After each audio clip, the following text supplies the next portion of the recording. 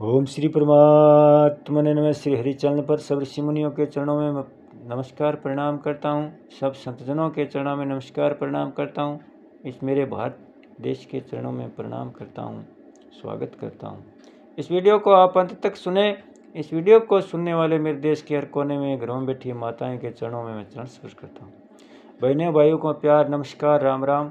यह वीडियो श्री कृष्ण अर्जुन संवाद का है।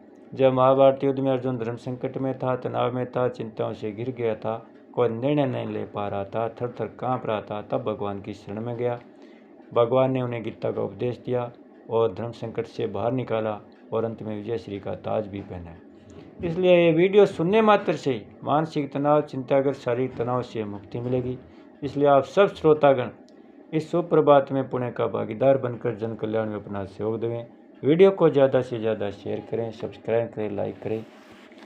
अब भगवान आगे क्या कह रहे हैं अर्जुन को।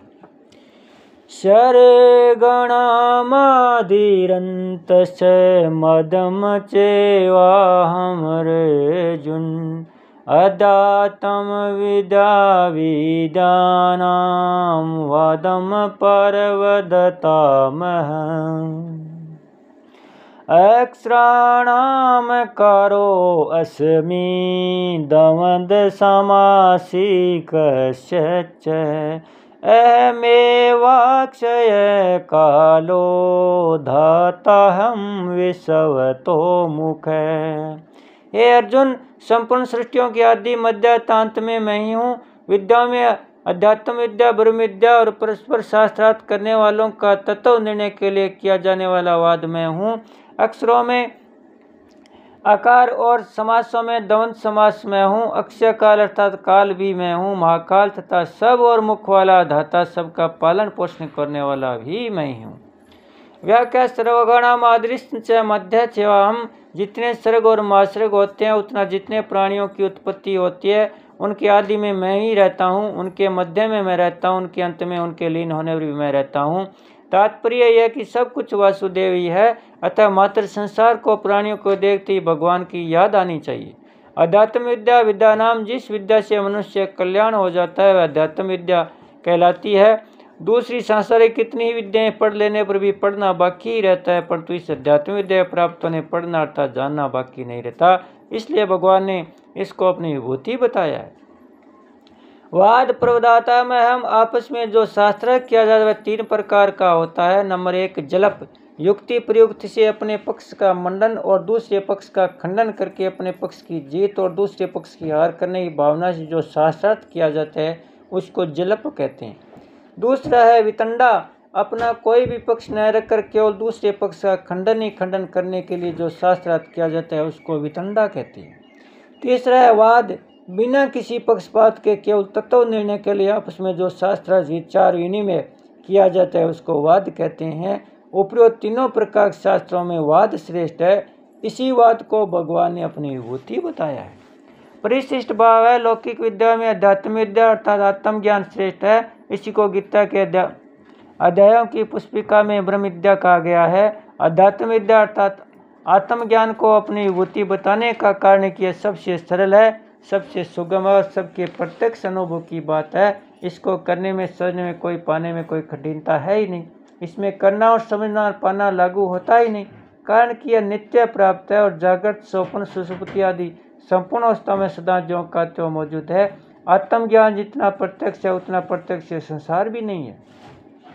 तात्पर्य यह है कि हमारे अनुभव में आत्मज्ञान जितना स्पष्ट आता है उतना स्पष्ट संसार नहीं आता। इस बात को इस प्रकार समझना चाहिए। हम अपने बालकपन को देखें और वर्तमान अवस्था को देखें तो शरीर वही नहीं रहा, आदत वही नहीं रही, भाषा वही नहीं रही, व्यवहार वही नहीं रहा, स्थान वही नहीं रहा, समय वही नहीं रहा, साथी वही नहीं रहे, क्रियाएं वही नहीं रही, विचार वही नहीं रहे।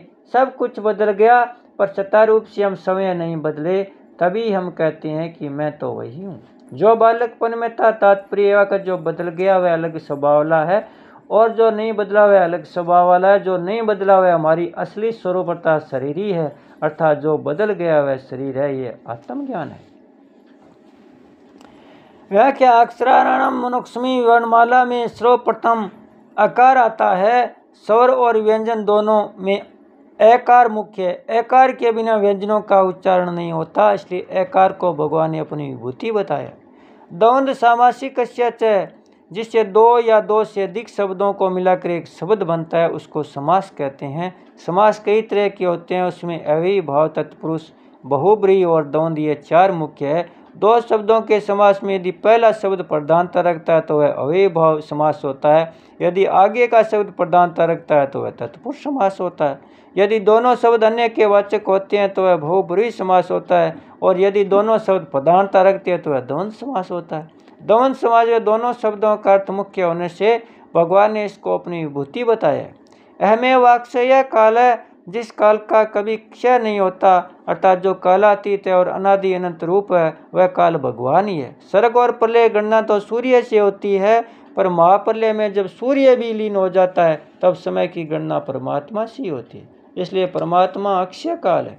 तीसरे श्लोक के काल का कलयात्म पदों में आए काल में और यहाँ आए अक्षय काल में क्या अंतर है? वहाँ का जो काल है वह एक क्षण भी स्थिर नहीं रहता, बदलता रहता है। वह काल ज्योतिष शास्त्र का आधार है और उसी की संसार मात्र के समय की गणना होती है, परंतु यहाँ का जो अक्षय काल वह परमात्म स्वरूप होने के कभी बदलता नहीं है।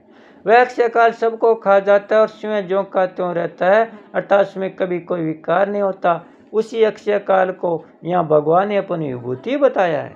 आगे 11वें अध्याय में भगवान ने कालो अस्मि 11वें अध्याय से 32वें श्लोक में पंच से अक्षय काल को अपना स्वरूप बताया है।